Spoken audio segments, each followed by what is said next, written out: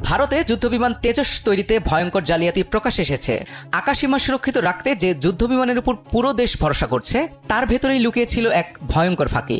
ভারতের গর্ব, সম্পূর্ণ নিজস্ব প্রযুক্তিতে তৈরি তেজস যুদ্ধবিমানের যন্ত্রাংশ সরবরাহে ধরা পড়েছে এক অবিশ্বাস্য জালিয়াতি। প্রতিরক্ষা মহলে তোলপাড় শুরু হয়েছে বলে জানিয়েছে আন্তর্জাতিক গণমাধ্যম এনডিটিভি। ঘটনার মূল অভিযুক্ত হায়দ্রাবাদের একটি বেসরকারি প্রতিষ্ঠান টেক অ্যারো ডিভাইসেস।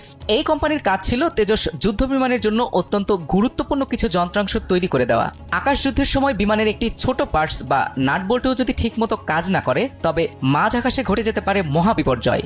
প্রাণ হারাতে পারেন দেশের দক্ষ বৈমানিকেরা।